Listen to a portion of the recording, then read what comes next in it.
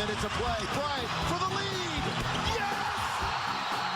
Kobe Bryant gives the Lakers the lead. Ora bem, meus amigos, está fechada a época 23-24 e está fechado também aqui o ar-condicionado que está aqui mesmo por cima de mim. Olhem, temos o campeão, vamos olhar para o que aconteceu nesta final, olhar para os Celtics, olhar também para os para os Dallas, e comigo tenho o Chico, e vocês não sabem, mas eu vou-vos revelar. Há crispação, o Chico está chateado comigo, e com razão, vou-vos contar a história. Quer dizer, se acharem que eu tenho razão, aí é outra conversa. Se acharem que é o Chico que tem razão, eu peço desculpa. Então é o seguinte, portanto, jogo 1 das finais da NBA. Portanto, na verdade só vais pedir desculpa depois de haver feedback do episódio. Não, vou pedir desculpa antes, mas vou contar a história, porque se depois o feedback for para o meu lado, aí depois eu retiro as minhas desculpas. Olha, jogo 1 da final da NBA e eu cheguei aqui. Isto é importante dizer, vocês não sabem, mas o Chico não trabalha comigo no mesmo espaço físico, é apenas no mesmo espaço virtual, porque ele está em Lisboa, Coninas de Lisboa, eu sou homem do Norte, homem de Gaia. E então eu cheguei aqui à redação no dia do primeiro jogo das finais e disse, eu acho que foi numa segunda-feira, mas já não me lembro, e eu disse assim, ao Bruno, que é o nosso responsável pelas modalidades, olha, não te preocupes que eu jogo 1, eu faço, tudo bem, e fiz. O problema é que o Chico não sabia, e o Chico fez também. E há aqui uma questão que vocês têm que saber. O Chico já tem a notícia aberta das finais do próximo ano. Porque o Chico é assim. O Chico abre as notícias muito cedo. E acaba-as muito cedo. Eu demoro mais. Sou uma pessoa que demoro mais. Sacar a foto, não sei o quê. Eu demoro muito. E então, nós os dois estávamos a fazer o mesmo jogo sem sabermos, de madrugada, 4 da manhã. E o Chico publicou a notícia dele primeiro. E eu publiquei depois. E eu mandei mensagem ao Chico a dizer, então afinal estás ligado? E ele não me respondeu, e então eu tirei a notícia dele e meti a minha, que a dele já estava publicada e a minha não, e portanto ele depois ficou chateado comigo e não me falou durante montes de tempo, mas se acharem que eu tive razão, porque eu cheguei aqui e disse, mas esqueci-me que o Chico está em Lisboa, avisem-me que é para eu depois retirar o pedido de desculpa. Chico, fazemos as pazes aqui ao vivo ou não? Claro que fazemos, eu fiquei, não gostei, mas não, continuamos amigos, não é por aí. O Chico teve a sua primeira participação no podcast de futsal do 00, 5-4, não foi? Eu não estive lá. O meu objetivo é, até ao final da minha carreira no 00, vir aos podcasts todos. Já foste ao feminino? Já fui ao feminino, já faço parte de um que é de basquete, que eles têm. Fui ao futsal, já fui ao ataque rápido. Por este andava ao hockey, por isso. Sim, fica-te a faltar ao mercado. Olha, portanto, Celtics são campeões. Chico, eu queria ouvir a tua opinião, porque é a primeira vez que tu vais, nós não conseguimos estar juntos durante as finais. É uma final que acaba por ser, tendo em conta o que aconteceu nos caminhos das duas, não só das duas equipas, mas nos playoffs, tanto do Oeste como do Oeste, aquelas séries dos Knicks, Denver contra Minnesota, Dallas contra o OKC, a final ficou assim um bocadinho desapontante, porque ao final do primeiro período do primeiro jogo percebemos logo que a diferença entre as duas equipas era tão grande e depois não houve milagre, não é? Sim, foi.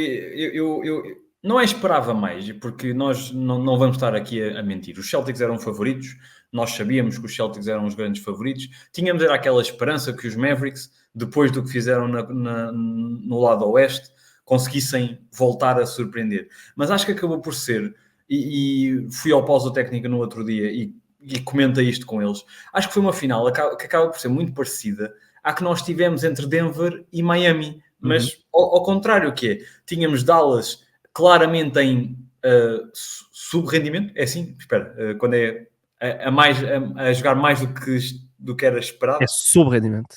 Exatamente, peço desculpa. Porque tínhamos o PJ Washington, Derrick Jones, muita gente a atirar muito melhor do que é esperado e a ajudar muito mais do que é suposto. E isso fez com que, lá está, subissem para um nível capaz de eliminar o OKC e Denver.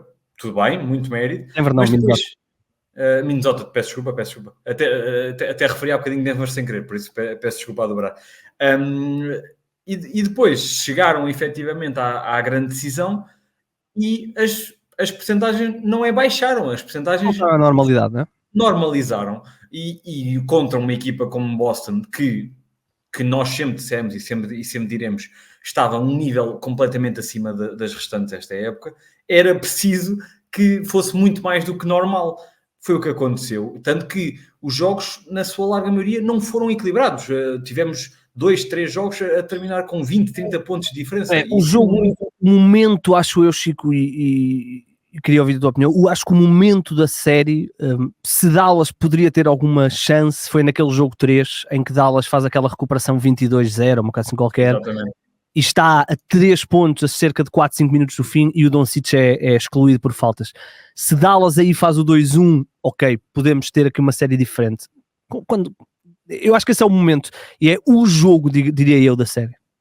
Concordo, eu concordo, eu fiz esse, fui eu que calhou-me a mim fazer esse jogo e tudo, e tu comentaste que eu escrevo as notícias com alguma antecedência, porque eu normalmente ao intervalo escrevo qualquer coisinha da primeira parte para depois não estar a atrasar-me, e eu, assim que começou o terceiro período, comecei a escrever a crónica final, porque pensei, não, isto já está resolvido, nem sequer vale a pena eu estar aqui a chatear muito, assim vou dormir um bocadinho mais cedo, e lanço assim que acabar. Eles fazem aquela recuperação, eu fiquei com um hype incrível, porque pensei, não, eles vão fazer uma recuperação incrível e eu mudo isto tudo, mas nem me importo, porque foi um jogaço, foi uma segunda parte incrível, e depois Luka sai com faltas. Podemos questionar as faltas, mas isso agora pouco importa.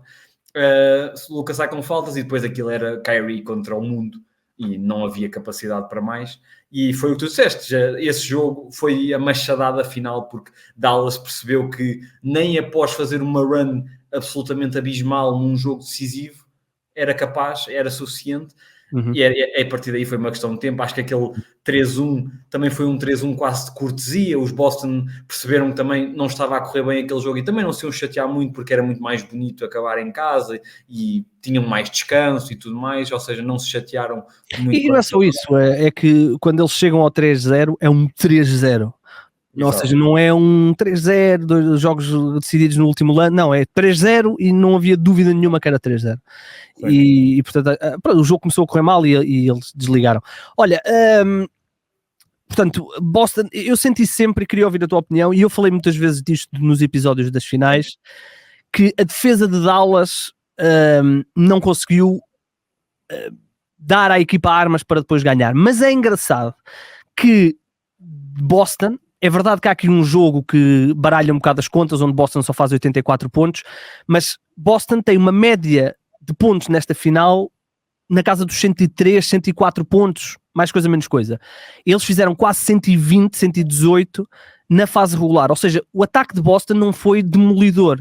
Portanto, a defesa de Dallas não foi um buraco inacreditável. Eu achei foi que o ataque de Dallas, que só por uma vez ultrapassou os 100 pontos e foi no tal jogo dos 122-84, o ataque de Dallas é que acabou por ser a definição, porque eu dizia sempre muitas vezes que Dallas, para conseguir, não é ganhar, para conseguir pelo menos tentar decidir os jogos na fase final, aí se calhar podiam ter a vantagem de ter Doncic, Dallas precisava de ser perfeito. E Dallas não é perfeito, e nós sentíamos sempre nos jogos que a qualquer momento, se Dallas tem 2, 3, 4 minutos maus, Boston vai embora em qualquer um dos jogos. Foi isso que vemos, por exemplo, no jogo 4, no jogo 5, aliás, no jogo 5, tu fizeste o jogo, lembras-te, final do primeiro período, Boston está a ganhar por 3 pontos, e de repente em 2 minutos, em 1 minuto e meio, já estão a ganhar por 10. Exatamente.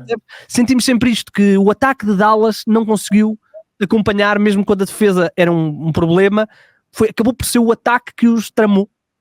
Sim, e isso vai muito ao encontro daquilo que eu disse das expectativas que havia dos roleplayers. O Kyrie também teve umas finais no geral muito abaixo do geral, já nos focaremos, porque nós sempre falámos ao longo do ano que o Kyrie era o grande upgrade que havia na ajuda ao Luka, e continuou a ser, atenção. Claro. Agora, quando toda a gente baixou em relação ao que tinha feito em relação à fase final da fase regular e em relação ao resto dos playoffs, isso naturalmente fez com que os números baixassem. Os números baixando também influenciou o próprio Luka, que o Luka, nós vamos a ver, e tu de certeza que te deparaste com isso, ele foi o líder em tudo e mais alguma coisa nestes playoffs, a nível de pontos, a nível de ressaltos, a nível de assistências, tudo e mais alguma coisa. Ele faz uns playoffs literalmente históricos, e só não foram provavelmente melhores porque faltou essa ajuda para o libertar. Por outro lado, se calhar podemos argumentar que com mais ajuda, se calhar baixava-se números de pontos e tudo mais. Ok, mas ele sentiu um peso abismal e sentiu-se isso muito no jogo 5, em que a defesa de Boston foi exímia, o Jrue Holiday pegou-se a ele de uma maneira incrível e as ajudas estavam a aparecer sempre na altura certa. Eu acho que a defesa de Boston foi exímia nos Sim. 4 jogos, vamos ignorar o jogo. Sem ser o jogo da derrota, claro. Mas aquele jogo em específico é que eu pensei, não, eles estão a defender tão bem que hoje os Mavs nem com os role players a subir de rendimento conseguiam. Porque eles, ao ajudarem-se no timing exato, fizeram com que o Luka fizesse vários turnovers, vários passes que não saíam perfeitos para o colega lançar, e depois o colega não só recebia mal, como estavam as percentagens muito abaixo do que eles desejariam, fez com que aquele ataque não entrasse de maneira nenhuma e tornasse fácil. Há muito mérito para Boston. Acho que é daquelas derrotas que pesa pelos números finais, mas que Dallas pode dizer, nós perdemos contra a melhor equipa de longe da liga e acho que qualquer equipa da liga perderia contra estes Celtics, se fosse 4-1, fosse 4-2, 4-0, 4-3. Acho que, fazendo agora um balanço final do que foram estes Celtics, e nós falámos pouco deles ao longo dos playoffs, precisamente porque eles estavam a passear, mas merecem esse destaque. A equipa estava tão bem construída, tão bem oleada, que acho que qualquer que fosse o adversário, eles iam ganhar. Isto obviamente é os SES, é uma suposição minha, mas muito mérito para eles, porque mesmo sem o Porzingis, nem a 80% estava, e ele faz um grande jogo quando entra no jogo 1, exato. Ele joga muito bem, mesmo vindo do banco, atenção, muito mérito para ele, mas não estava a 100%, mesmo sem o Porzingis, ou seja, não estavam a 100% e dominaram por completo a suposta melhor equipa do Oeste, portanto, muito mérito para o que eles fizeram. Sim, podemos focar em Boston e depois já vamos a Dallas. Boston é uma equipa que, como tu disseste bem, nós não falámos muito porque eles foram muito regulares, mas a regularidade dá-lhes um título para já, vamos ver depois o futuro desta iteração da equipa, mas dá-lhes um título que é histórico. Eles ganharam 64 jogos na fase regular, tiveram um diferencial pontual que foi o terceiro melhor da história da NBA. Nos playoffs perdem apenas 3 jogos. Exatamente, perdem um jogo com os Heat, um jogo com os Cavs e um jogo com os Mavericks. Ou seja, é um caminho para a final onde eles são a melhor defesa, são o melhor ataque. Aliás, não são a melhor defesa porque a melhor defesa foi Minnesota, mas eles foram a segunda melhor defesa e terminam com mais jogos em cima, portanto. Sim, mais jogos, sim. E depois terminam, e certamente que com este facto de não terem sofrido 100 pontos em 4 jogos, há de ter alterado isso. Mas vamos só olhar para a fase regular. Melhor ataque, porque depois na reta final eles ultrapassaram os Pacers. Ou seja, é um caminho para a final pouco falado, porque nós tínhamos, primeiro, 2 coisas. Dúvidas, né, Chico? Depois do que aconteceu no ano passado, onde eles estão a perder por 3-0 contra Miami e recuperam para 3-3 e depois em casa perdem. Depois do que aconteceu nas finais, nas anteriores finais, onde eles perdem, depois de estar a ganhar, perdem em casa o título. Depois de, durante 2 ou 3 anos, terem um recorde de 50% nos jogos em casa nos playoffs. Ou seja, nós tínhamos dúvidas. E, portanto, tudo o que eles fizeram na fase regular, e o que eles fizeram na fase regular foi dominador. Nós colocávamos sempre o asterisco de ok, eles têm que nos provar no playoff. Quando chegamos ao playoff nós vemos, eles apanham os Heat, não há Jimmy Butler, ok, ainda não é agora. Apanham os Cavs, Donovan Mitchell e Jared Allen não joga a série toda, Donovan Mitchell lesiona-se no segundo ou terceiro jogo, ok, também ainda não é desta. Apanham os Pacers, nós já sabíamos que não ia ser desta, mas de qualquer maneira ainda Haliburton se lesiona, portanto também ainda não é desta. Chegam à final e a dúvida que nós tínhamos era, conseguiram eles elevar, e eles elevaram, e como tu disseste bem, eu acho que eles ganhavam se houvesse Jimmy Butler, se houvesse Donovan Mitchell, se houvesse Haliburton, se tivessem apanhado Joel Embiid, se calhar também tinham eliminado Joel Embiid, se tivessem apanhado os Bucks com nós andávamos aqui a dizer que eles precisavam de um verdadeiro teste, eles tiveram um verdadeiro teste e ganharam, não foi ganharam, cilindraram, ou seja, eu continuo com aquele amargo na boca de não ter visto a final que nós andámos meses e meses a idealizar de Denver contra Boston, ou até mesmo Minnesota contra Boston. Denver, Chico, nós, obviamente é os SES, como tu disseste bem, mas Denver ganhou os 2 jogos a Boston, portanto, Exato. Denver poderia ter dado aqui diferente, mas pronto, Denver não foi suficientemente boa para ganhar ao finalista da Conferência Oeste, nem sequer ao finalista da NBA, portanto, vamos ver se um dia poderemos ter essa final, Denver de Jokic contra os Boston Celtics. Olha, mas há uma coisa que é engraçada, que é o seguinte, o Jason Tatum ganhou o MVP das finais, tranquilo. Desculpa, o Jaylen Brown ganhou 7-4 nos votos. Saiu a boca para a verdade. Exato. Não, mas não é isso que eu queria dizer. O que eu queria dizer era isto. Esta equipa, eu gostava de ver a tua opinião sobre isto. Eu acho que esta equipa de Boston cilindrou e ganhou este título porque finalmente perceberam que não são a equipa do Jason Tatum, nem são a equipa do Jaylen Brown, são a equipa que tem 5. O Derek White não é All-Star, mas vamos aqui assumir que ele é All-Star. Tem aqui 6 All-Stars, e 5 deles estão sempre em campo, quase sempre em campo, e Luka Doncic foi o melhor jogador da final, individualmente. Kyrie até podia ter sido o segundo ou terceiro melhor jogador na final, que eu acho que não alterava nada, porque esta equipa de Boston, tu olhas para o campo e tu vês, ok, está ali o Jrue Holiday, está ali o Kristaps Porzingis, está ali o Al Horford, está ali o Derek White, está ali o Jaylen Brown, está ali o Jason Tatum, e depois olhas para a equipa de Dallas, que é uma equipa normal, digamos, entre aspas, na NBA, e dizes, ok, está ali o PJ Washington, está ali o Derek Jones, confio. Ou seja, a força desta equipa está na equipa. E isso viu-se nos jogos, porque se tu fores a analisar jogo a jogo, tu consegues facilmente dizer, ora, o Porzingis foi provavelmente o fator determinante no jogo 1. Se fores ao jogo 5, já foi o Tatum. Se fores ao jogo 2, já foi o Brown. Isto é raríssimo quando se chega a esta fase da temporada. Normalmente, e como nós referenciámos e muitas vezes, se os jogos fossem ao clutch, decidia-se muito pelos melhores jogadores. O Luka, quando chegou ao clutch, era quase sempre o jogador mais importante em campo. Contudo, era o Luka, porque o Kyrie estava abaixo do esperado, contra 5 ou 6. E esses 5 ou 6... eles rodaram tão bem a bola, então aquele jogo 5 foi uma beleza de ver, tanto que o Tatum chega ao final da primeira parte com 9 ou 8 assistências, algo assim do género, e é o Tatum. Eu gostei muito, tanto o Tatum como o Brown não lançaram bem, o Brown lançou um bocadinho melhor que o Tatum, mas ignorando a percentagem de lançamento, o Tatum faz uma final brutal, ressaltos, defesa, passes. Sim, a malta focou-se demasiado nas percentagens e nos números de pontos, mas tem que olhar para o conto geral, porque o Jrue Holiday, por exemplo, faz umas finais incríveis e os números nunca lhe dariam para o MVP das finais. Contudo, eu estava a ver aquele jogo 5 e estava a pensar, era tão bem entregue o MVP das finais ao Jrue Holiday pelo que ele faz dos dois lados do campo, e seria se calhar um MVP ao estilo do Iguodala, com os Warriors, em que muita gente contestou e tudo mais. Podem contestar, mas na verdade seria mostrar que o lado defensivo fez uma diferença abismal nestas finais, que fez, porque o Jrue Holiday agarrou-se ao Luka e o Luka só não faz uns números ainda mais históricos. Não, o Jrue Holiday agarrou-se ao Irving, o Jaylen Brown é que se agarrou ao Luka, mas muitas vezes com aquelas trocas o Jrue Holiday assumia essa missão. Esta equipa de Boston não tem pontos fracos, ou seja, claro que se o Pritchard e o Hauser estivessem em campo, o Luka procurava sempre atacá-los, claro, mas... E foi o que fez, mas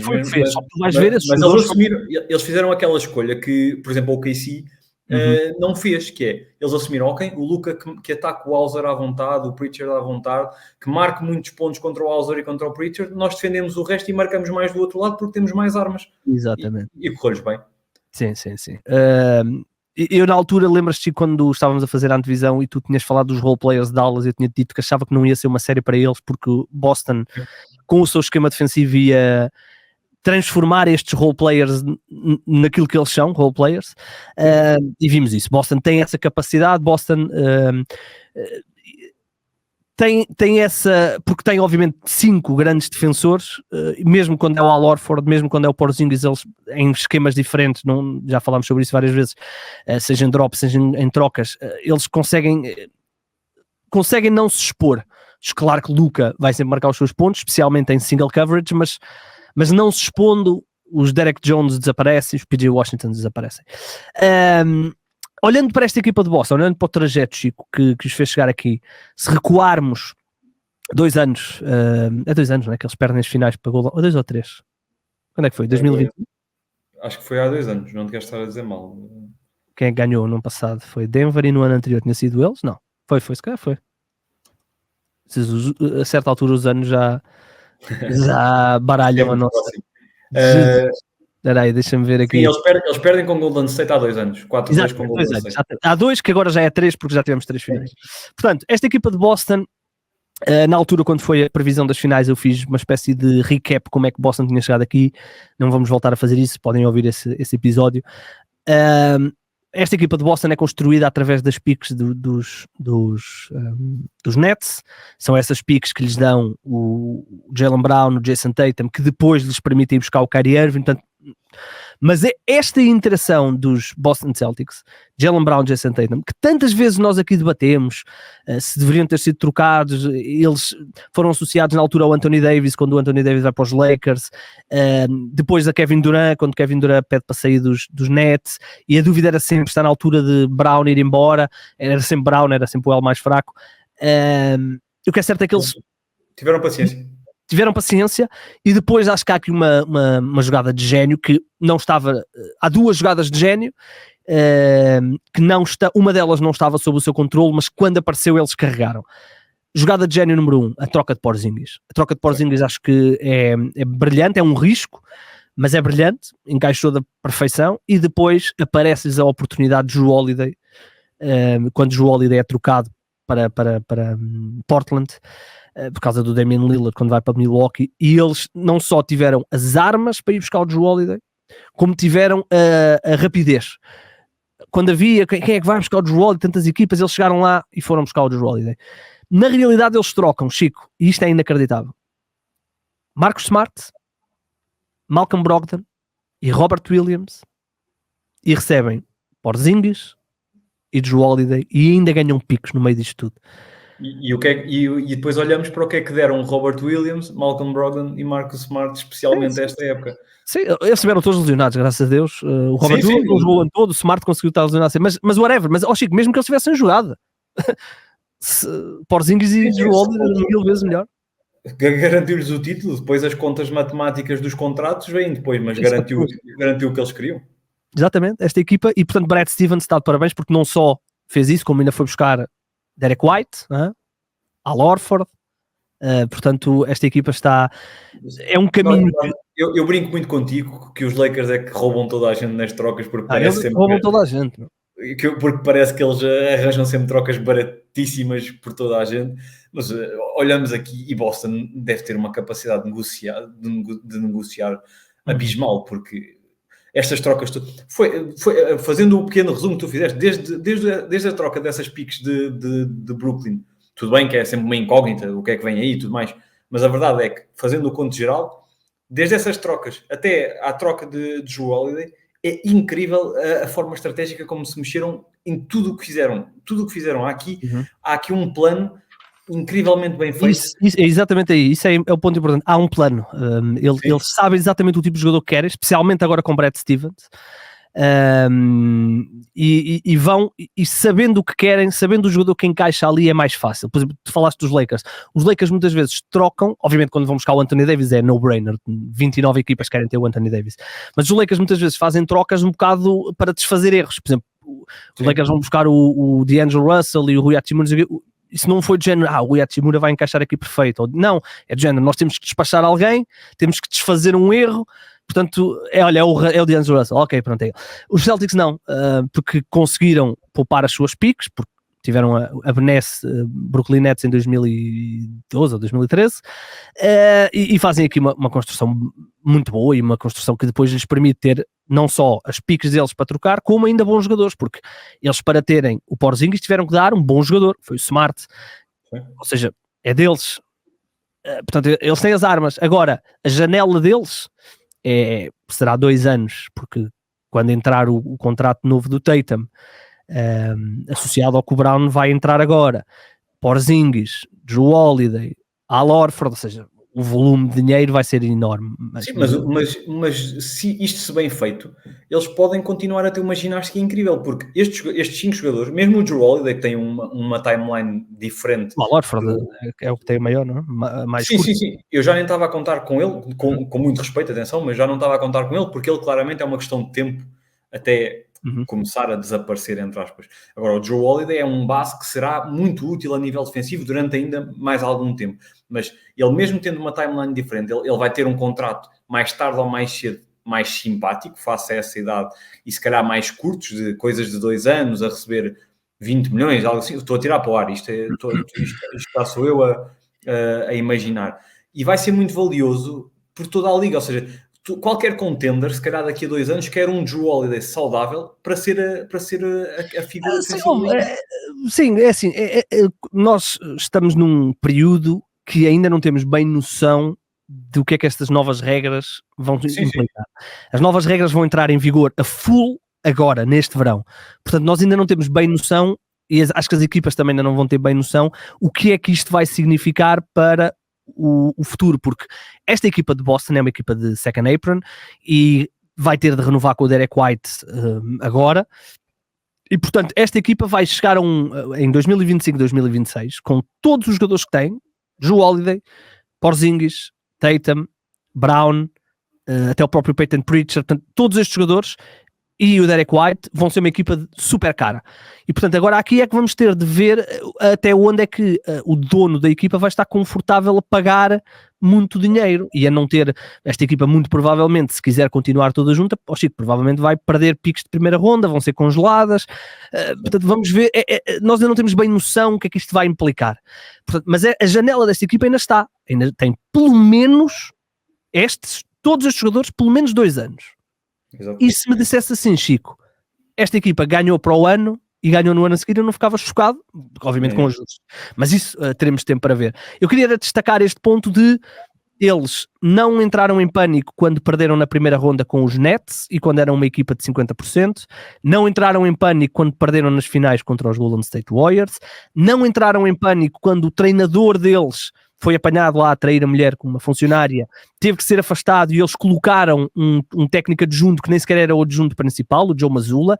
Não entraram em pânico quando perderam na final de conferência do ano passado 3-0, depois 3-3 e depois perdem 4-3 e foram recompensados por paciência, plano, como tu disseste bem, e qualidade. Sem dúvida, sem dúvida. E acho que nós falamos de Filadélfia do process, acho que o verdadeiro process está em Boston. Sem dúvida alguma, sem tirar mérito a Filadélfia, porque a verdade é que Filadélfia estava nas ruas da amargura quando se começou a falar disto do Trust the Process. Houve uma grande evolução, mas isto é um verdadeiro process. Aliás, eu o ano passado destaquei muito a forma orgânica como o Denver montou esta equipa. Boston é outro caso. Boston é um caso igualzinho. Eu adoro equipas que fazem isto, que mostram paciência, vão ao draft, vão buscar aquela ou outra peça à free agent. Há uma coisa que esta equipa tem, que até é um bocadinho diferente de Denver para melhor, que é esta equipa. É verdade que esta equipa tem uma benesse que se calhar nunca mais vai acontecer na NBA, que eram competitivos e andavam a receber picks de top 1 e top 2 e top 3 por causa dos Nets. Mas, Chico, esta equipa, mesmo nesse processo de... Quando nós falamos, lembras-te durante muitos anos falar dos 2 timelines dos Golden State, que era os Bigs e depois os Wisemans e os Camingas e não sei o quê. Esta equipa é que era de 2 timelines, porque foram sempre... Eles só falharam o playoff uma vez, Chico. Uma vez. Tiveram a iteração do Isaiah Thomas, que nós sabíamos que não iam ser campeões, mas eram excitantes de ver e andavam em finais de conferência. Eram competitivos, que é o que é preciso nessas equipas em rebuild. Exatamente. Depois fazem aquela troca, vão buscar o Gordon Hayward e fazem a troca pelo Kyrie Irving e nunca vamos saber o que é que poderia ter sido se o Gordon Hayward não tem aquela lesão horrível no primeiro jogo, na altura contra os Cavaliers. Depois, a coisa com o Kyrie Irving e com o Gordon Hayward corre super mal. Eles ainda, se calhar nós já nem nos lembramos disto, mas eles ainda tiveram a fase Kemba Walker. Exato. Kemba Walker e de repente, ou seja, foi orgânico, mas sempre lá em cima, sempre em finais de conferência, playoffs. Portanto, é uma construção que eu acho que é singular. Nunca mais vamos ter uma coisa destas, porque também nunca mais vamos ter uma troca como aquela. Eu acho que estás a ter outra, mas não quero estar a colocar à frente. Os teus OKC? é com muitas diferenças, mas há semelhanças. Eu acho que há uma grande diferença, que é em Oklahoma, as piques boas, os grandes jogadores que tu tens, são piques tuas. Sim, sim. Ou seja, o Chet foram vosso. Mas as futuras há ali algumas que são desses casos. Algumas que podem, os Thunder vão estar isto, não, por isso é que eu ainda por cima sendo fã, por isso é que não quero estar aqui a falar demais. Mas que vai, OKC, tudo indica que nos próximos anos estará, num pior dos casos, ali sempre na luta pelo top 3, top 4 do Oeste, e para ser competitivo nos playoffs, como deve ser. E vai estar a receber piques top 10 das equipas que estão... Sim, tu este ano tiveste azar na lotaria, mas podias ter tido uma grande pique de quem? Houston, para aí, ou alguém. Acho que era Houston. Ou seja, não quero dizer mal. E há outras equipas, nesta altura, Chico, como as trocas que já tivemos, Utah, com as trocas do Mitchell e do Rudy Gobert, Houston, com a troca do James Harden, quando o James Harden vai para os Nets, e uma série de outras equipas, há muitas equipas que estão a apostar em descalabro de outras equipas. Se por acaso os Nets entrarem num descalabro, Houston, que já está com uma equipa mais ou menos, pode vir a ser, realmente os Nets são o pai de toda a gente. Olha, focando agora, portanto, tu ligas alguma coisa a esta história do que é o MVP das finais, Jason Tatum, Jaylen Brown? Tu ligas alguma coisa ou...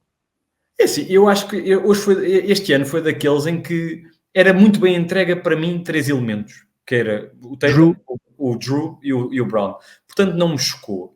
Acho, honestamente, que, como já referi, gostava que tivesse sido o Drew, porque valorizávamos o lado defensivo e não só quem é que está a fazer 30 Mas acho que o Jaylen Brown também dá essa valorização, acho eu.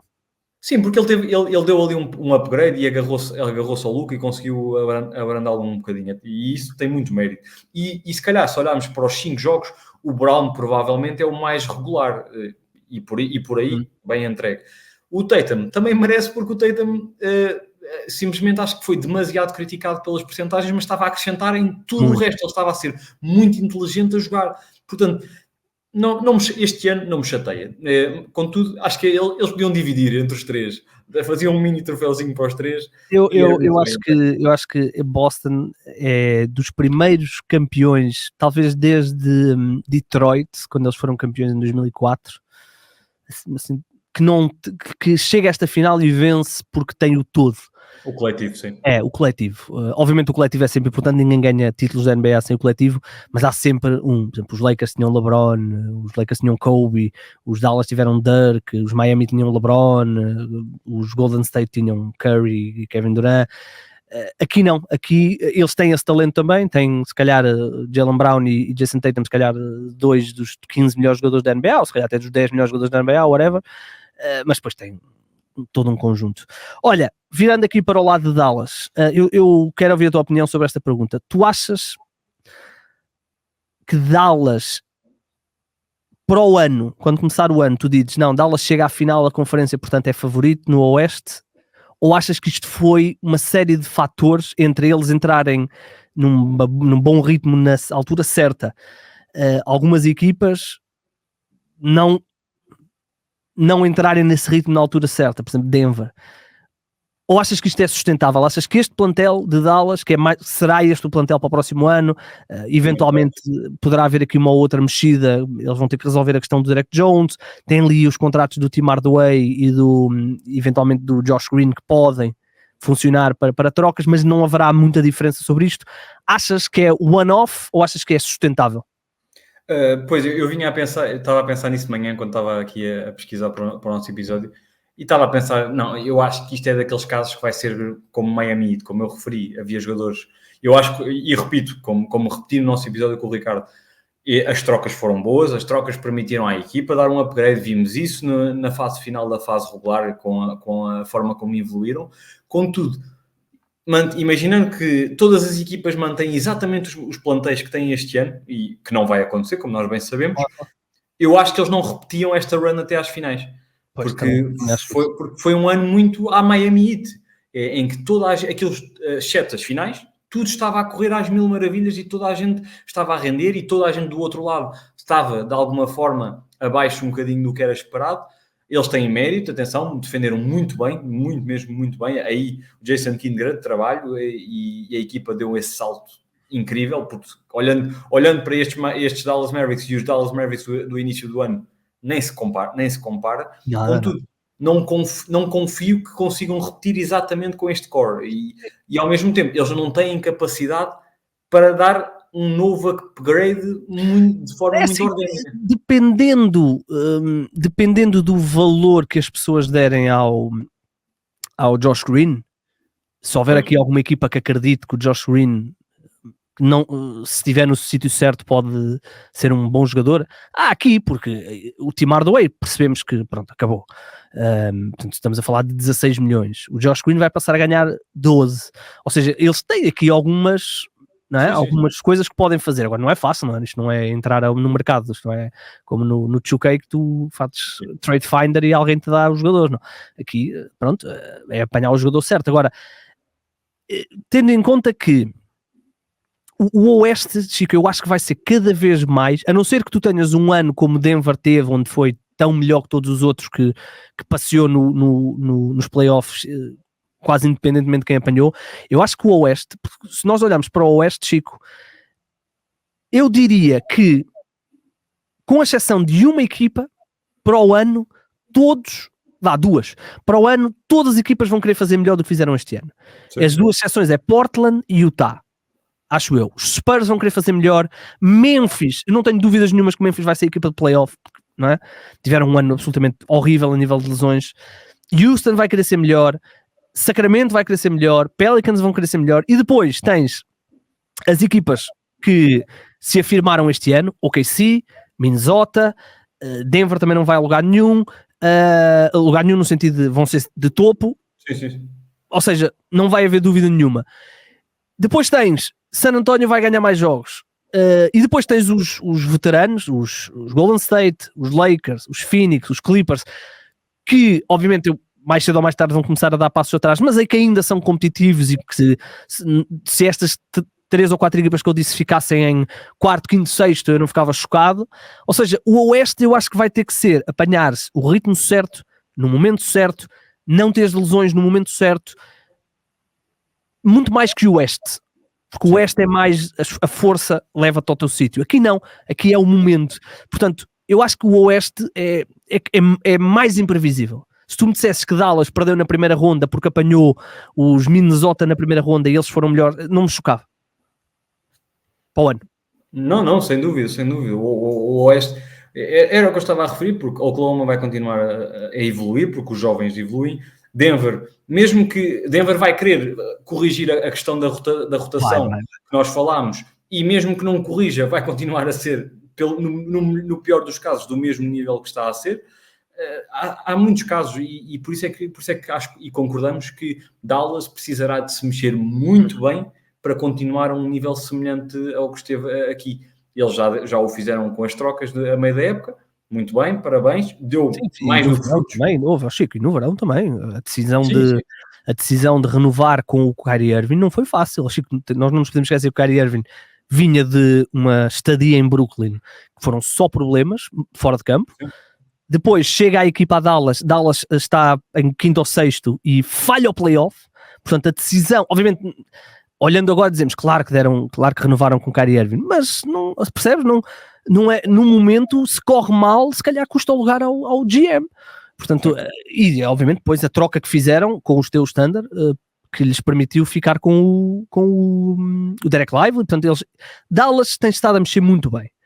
E vai precisar, e eu concordo contigo, Dallas vai ter de fazer a pegar. Eu acho que Dallas vai precisar de mais shooting. Eles têm atiradores, mas vão precisar de ter atiradores mais regulares. Derek Jones é um atirador que, como tu disseste bem, nivelou no seu nível, que é 30 e poucos %, o mesmo para PJ Washington, portanto eles vão precisar aqui de mais shooting para ser uma ameaça maior, e se puderem defender também ajudou. Mais alguma nota sobre... queria falar contigo sobre o Kyrie Irving. Eu confesso que nunca dou muito valor a esta coisa de o Irving 13 jogos sem ganhar em Boston, não sei. Bem, mas eu tenho que assumir que houve ali qualquer coisa que o afetou, porque nos jogos em Boston ele foi trágico. Ele no primeiro período deste jogo, tu reparaste se calhar, o Kyrie Irving tinha 0 pontos. Sim. Não, ele estava incaracterístico. Incaracterístico mesmo. nós vimos um Kyrie com uma atitude absolutamente incrível no resto dos playoffs, a agarrar-se aos jogadores adversários defensivamente, sem medo de lançar, e depois vimos aqui um Kyrie que era o Kyrie dos pobres, que era ele, o triplo não caía, depois as percentagens começaram a baixar, ele normalmente é um jogador que se adapta muito bem ao momento do jogo, no sentido de o tiro exterior não me está a cair, eu vou atacar o cesto e vou fazer aquelas penetrações que eu faço tão bem, e vou ganhar no drible, e vou ganhar vantagens a driblar o meu adversário direto, e via-me muitas vezes, nós comentámos até creio que foi no episódio com o Ricardo, que muitas vezes o Luka descansava do género, toma a bola, e o Kyrie percebia, ok, agora é o meu momento. Aqui, principalmente nos jogos em Boston, parecia que era ao contrário, o Kyrie quase que assumia, não, eu não estou nas devidas condições, e passava automaticamente a bola para o Luka. E isso, pronto, aumentou, repetindo o que disse há pouco, o peso que o Luka tinha no jogo, e foi uma bola de neve autêntica no que havia. Só para termos aqui apoio, o Kyrie Irving, nesta série, 5 jogos, marcou um total de 8 triplos em 5 jogos. Isto dá menos de 2 por jogo. Sim. Sendo que nos 2 primeiros jogos ele não marcou nenhum. Ou seja, 8 triplos ele se calhar devia ter feito no jogo 1 para a equipa ter hipótese de ganhar. Nós estamos a falar de um Kyrie Irving, Chico, que nas finais da NBA, ignorando o tal jogo 4, que foi um jogo à parte, nunca lançou acima de 46%. E 46% foi um jogo, porque nos outros 3 anteriores foi 31%, 31%, 38%. Ou seja, Luka podia ter feito 50 pontos que não ia chegar com este Kyrie Irving. Sim, eu percebo o que é que estás a dizer, aliás, eu concordo, e atenção, nós aqui não estamos a retirar mérito ao lado defensivo de Boston. Boston fez um grande trabalho. As duas coisas estão, se não fosse a defesa de Boston, o Kyrie não tinha feito isto, tinha feito muito mais. Sim, sem dúvida. Kyrie é aquele tipo de jogador, Kyrie, Lucas, Giannis, em que a defesa pode ser muito boa, mas tem a capacidade de contrariar isso mesmo, e ele não teve desta vez. Quando teve, por exemplo, contra Minnesota. Contra Minnesota agarrou-se muito bem. Também, Chico. E em OKC também, com o Dort, quando o Dort não estava em cima do Luka. Ou seja, ele fez tão bem, ele foi tão Kyrie nessas 2 séries, e nesta desapareceu. Portanto, leva a pensar o que tu disseste, que o lado psicológico de estar a jogar ali pesou. Eu acho que ele no final até quis deixar uma imagem um pouco mais simpática, e teve aquele momento de cumprimentar toda a gente antes de sair de campo e tudo mais. Acho que lhe ficou bem, atenção, claro. Colocou ali alguma água na fervura da relação. E Chico, também uma coisa é certa, a fervura ele não alimentou. Ou seja, verdade. Ele mesmo estando a jogar mal, a postura dele foi ótima. Agora, alguma coisa, atenção, aliado sempre à defesa de Boston, não valia alguma coisa que, não sei, nós estamos a falar de um jogador que tem um dos lançamentos mais importantes, tem o lançamento mais importante da história dos Cavaliers, tem lançamentos importantes em 3 ou 4 finais seguidas, ou seja, é um jogador que está habituado a estar em finais e portanto está habituado a momentos de pressão. E portanto houve alguma coisa aqui que, associada à defesa de Boston, o afetou. Olha, e Luka Doncic, nós apontámos aqui os erros dele, ou eu apontei, as coisas que ele tem de melhorar, e obviamente acho que é importante para ele aprender sobre estas finais. Tem um plantel que lhe permite pelo menos estar contente com as suas possibilidades de voltar a estes palcos, mas há muita coisa que ele também tem de melhorar, não é? Sim, sem dúvida. Ele foi espetacular. Falámos dos registros históricos, de ter sido o líder nas estatísticas todas e mais alguma coisa. Agora, a principal é ser um chorão que às vezes dá piada, mas ele leva a um nível excessivo que tira de piada àquele talento todo. Isso é o principal. Acho que ele melhorou a espaços a capacidade defensiva, há que o dizer, mas nesta final, não é só exato, mas nesta final, e tanto que andaram a fazer compilações sim. da quantidade de vezes que a malta passeava ao lado dele e marcava, e aconteceu neste jogo 5 novamente, ou seja, a compilação ainda aumentou. Ele, tudo bem, nem toda a gente tem que ser um grande defensor e um grande atacante, mas ele tem que ser um defensor de algum respeito, tendo em conta o corpo que tem. E tem que ser pelo menos normal, Chico. Não pode ser menos um, tem que ser um. Exato, e depois mesmo no ataque, por muito bom que ele seja bom passador, ainda há momentos em que a capacidade de decisão não está a 100%. Mas lá está, repetimos, ele é um jogador com o quê? 24 anos? O Luca, 25 talvez? 25. 25. Tudo bem, podem argumentar que, ok, é um jogador de 25 anos, mas que joga profissionalmente desde os 16. Sim, está bem, claro. Mas não deixa de ser alguém da minha idade, pouco mais novo do que tu, e que anda ali a carregar uma equipa, e isso pesa no psicológico, e eu acho que ele vai evoluir nesse aspecto. Agora, Dallas mostrou este ano ao Luka que era muito importante, que podem ser competitivos, que era uma coisa que andava a faltar nas últimas épocas, e acho que acrescentou um aninho ou dois ao casamento. Veremos se continuam nessa direção positiva para o casamento continuar, porque o Luka vejo como sendo daqueles jogadores que gostava em parte de ser um franchise player de muitos e muitos anos. Contudo, também é um jogador que se nota que quer ser competitivo e quer ganhar. Vejo um pouco a imagem do Damian Lillard, que é, tudo bem, eu quero muito que esta seja a minha casa, esta seja a minha equipa e esta seja a minha cidade, mas têm que me dar as armas para isso. Deram-lhe algumas armas este ano, as coisas correram bem, agora não podem dormir à sombra da bananeira, como gostamos de dizer em português, claro. Porque se para o ano, imagina que eles nem ao play-in vão, isto apaga quase por completo estas finais. Eu acho que os perigos de Doncic pedir para sair foram, como tu disseste bem, adiados. Para o ano esse perigo é real, porque é verdade que ele tem ainda o próximo ano de contrato e o a seguir, portanto ele tem contrato até 2026, mas se 24, 25 corre mal e ele entra em 25, 26 e diz eu não vou acionar a minha player option em 2026, 27, é o pânico, é panic mode, é trocá-lo, ou seja, Luka Doncic é aquele jogador. Chico, correr o risco de estar vários anos no purgatório. Exatamente, Chico, Luka Doncic é o tipo de jogador como, agora não, mas já foi Kevin Durant, como foi LeBron, como é Giannis, como é Embiid, que no dia em que eles decidem vou mandar uma bomba atómica para a NBA, portanto, Dallas está sempre pressionado com Doncic, sempre.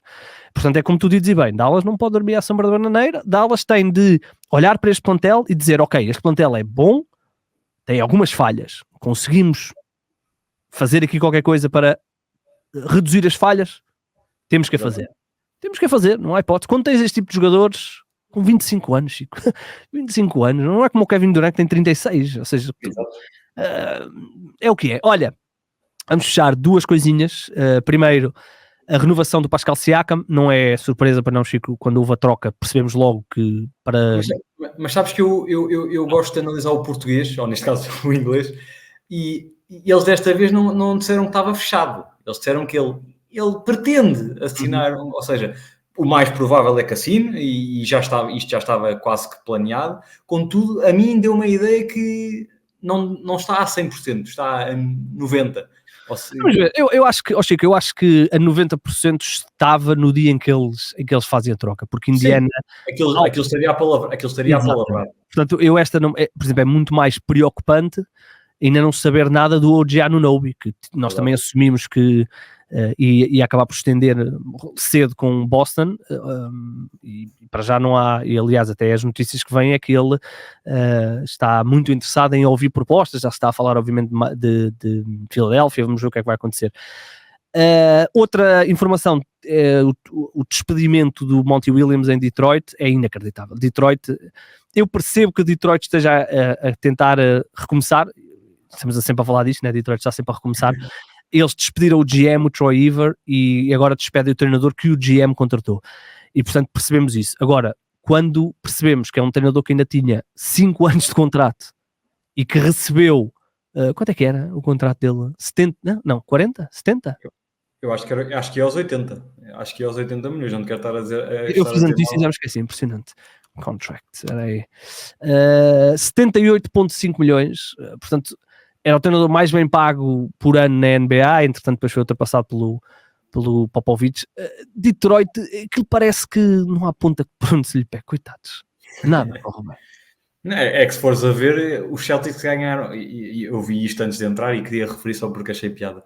Os Celtics ganharam mais jogos nos playoffs do que os Pistons na época inteira. Os Celtics ganharam 16 jogos nos playoffs. 4 em cada.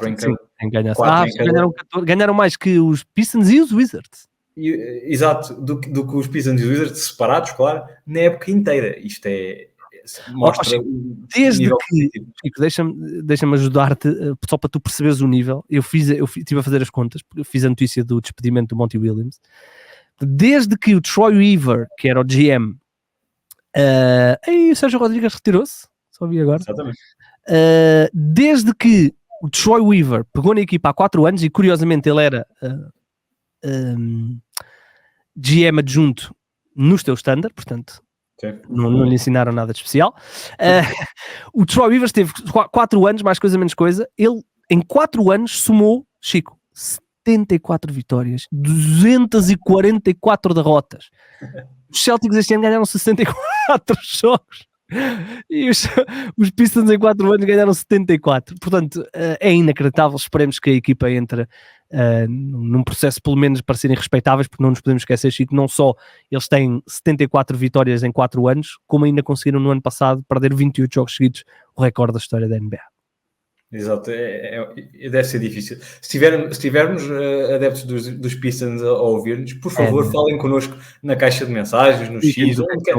Nós queremos só saber, se quiserem desabafar, falem connosco. Nós estamos cá. É engraçado porque os Lakers, quando passaram por isto, nos últimos anos do Kobe, os Lakers depois iam tendo piques altas e tu vias, Julius Randle, D'Angelo Russell, Brandon Ingram, ou seja, vias crescimento ano a ano, éramos maus, mas vias, o Ingram este ano está um bocadinho melhor. Detroit, eu acho que o Cade parece que regrediu desde o primeiro ano para agora. Portanto, mas eu gosto de pensar que também regrediu pelo contexto que está à volta. Claro. E, por exemplo, o que tu referiste das peças, eles tiveram o Cade, tiveram o Jalen Duren, que deu aqui um salto competitivo, mas acabou por baixar a certa altura. Também acho que por causa do contexto. Mas é isto. São 2 jogadores. Tem o Alçar Thompson, que ainda não sabemos ao certo o que é que ele poderá ser. É um belíssimo jogador, mas ofensivamente tem muito que evoluir. E de resto é isso. Pois é o Marvin Bagley. O Alçar Thompson era um jogador que dava jeito que se a equipa tivesse 5 anos à frente a nível do planeamento. Agora ele se calhar vai se perder na liga, entre muitas aspas, salvo alguma troca, isso nunca se sabe, caso continue nesta linha de crescimento da equipa, porque ele vai ser um grande defensor numa equipa que não presta para nada. E o que é que um grande defensor faz falta numa equipa dessas? É complicado, é um caso complicado. Detroit está numa encruzilhada, ainda por cima tem sempre azar na lottery, 2 anos seguidos, onde tem as melhores odds de todas as equipas para ficar em primeiro e acabam sempre em quinto. Olha, outras 2 coisas que eu queria só muito rapidamente. A primeira, e nós era para falar disto há bocado e passou-me, o Porzingis, com esta história de jogar e não jogar vai ter que ser operado. Ele disse que ia falhar alguns meses, portanto, pré-olímpico está fora de questão. Se por acaso a Letónia chegar aos Olímpicos, também estará fora de questão. E vamos ver depois do training camp e não sei o quê. A outra coisa que eu queria para fecharmos era o Ruben Prey, que depois no ano passado ter rejeitado ir para a NCAA, teve um ano de altos e baixos no Badalona, depois até ter sido afastado e não sei o quê, e agora vai mesmo para a NCAA, para a equipa que ele tinha rejeitado da primeira vez, não é? O St. John's. Exatamente. Parece que passa a imagem que é um ano perdido. Obviamente não será um ano perdido, porque permitiu... não acho que tenha sido, né? Porque acho que ele ganhou aqui uma experiência boa. Ele evoluiu, ele jogou na Europa, ele jogou competições europeias, ele chegou à seleção principal. E jogou Liga ACB, Chico. Jogou Liga ACB. Sim. Agora, acaba por ser estranha a decisão. Ele apostou na capacidade de ficar na equipa principal, fez ali um conjunto de decisões que não foram as melhores, infelizmente, que senão hoje em dia até podíamos estar a falar de um quase titular barra suplente muito importante no Badalona, que é uma equipa competitiva na ACB, vai para uma equipa com um grande treinador, o Ricky Pitino, não é? Patino, sim. Que eu engano-me sempre no segundo nome dele. E acho que é uma boa, eu percebo, eu acho que percebo a escolha, que é, ele sabe que estando na NCAA está muito mais próximo das portas do draft do que sendo um jogador estrangeiro, por muito que a liga esteja cada vez mais aberta à Europa, à Nova Zelândia. Já sabes como é que são estes gajos lá nos Estados Unidos, não é? Sabemos o quão nacionalistas são, eles colocam um jogador da pior equipa da primeira divisão da NCAA à frente, se calhar, do melhor marcador de uma equipa da treta que joga em França. Ouçam, basta verem que o Luka Doncic foi quinta escolha. Exato, e vai acabar a carreira com 20 pontos acima do segundo melhor dessa draft da NBA. Portanto, ele sabe que ali vai estar muito mais próximo da liga, vai estar muito mais próximo... outra coisa, Chico, eu acho que há outra coisa. Para além disso, eu concordo 200%, eu acho que, e atenção, eu não estou a falar porque não sei, mas aquilo que nos foi passado foi que a relação dele com o Badalona não é famosa, depois do problema que ele teve. Exato. E, portanto, eu acho que ele terá olhado e terá dito, ok, a ponte que eu tenho aqui em Badalona não está queimada, porque ele voltou a jogar depois do incidente, mas está chamuscada. Portanto, eu, se calhar aqui não vou ter, ou seja, vou estar muito mais limitado, eles não confiam ainda em mim. Portanto, vou sair e vou associando isto que eu disse ao que tu disseste de NCAA está muito mais perto da NBA, acho que faz todo sentido ao Ruben Pereira. E ele se calhar ali não evolui tanto a nível tático, mas vai evoluir a nível físico e a nível de ritmo. E a nível individual. Sim, é isso, porque ele cá, nós percebemos que ele é um grande defensor, tem ali um touch que eu acho que pode dar muito jeito a muita gente na liga, mas ele estando aqui, estava fora antes de saírem efetivamente os candidatos, ele estava fora do top 60 da larga maioria, quase todos, dos draft combines. Portanto, sim, ele depois tomou a decisão normal de não se candidatar a este draft. E isso é curioso, porque na teoria, lá está, isto é sempre o papel, este draft é muito menos profundo e muito menos relevante. Mas no caso dele, Chico, nós estamos... Chico, se ele se candidatasse ao draft, seja este ano, seja para o ano, ele é um jogador de segunda ronda. Portanto... Sim, desculpa. Seja, eu acho que o jogador de segunda ronda é quase indiferente a parte da frente do draft, não é? É parecer. Portanto, eu acho que, tendo em conta o ano que ele teve, eu acho que ele fez a melhor decisão. Sim.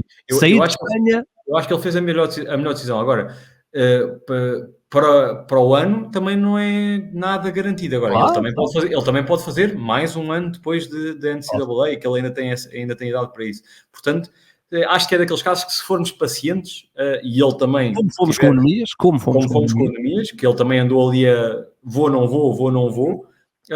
Se formos pacientes e ele tiver mais cabeça lá na NCAA do que teve este ano em Espanha, é mau para a nossa seleção ele ir para lá, porque ele vai passar a ter muito menos disponibilidade para vir à seleção principal.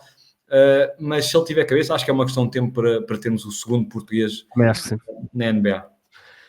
Nós não falámos do Anemias, passou-nos, mas está obviamente de parabéns, e a quem mandamos também os sentimentos, porque perdeu o pai 2 ou 3 dias antes. 3 dias antes. É um sentimento de certeza terrível. Estar a festejar o maior feito da tua carreira. Depois da maior tragédia da tua vida, não é? Portanto, mandamos o abraço e as felicitações pelo título e o abraço de como é que é? Condolências pela morte do pai. E tem o seu anelzinho, portanto...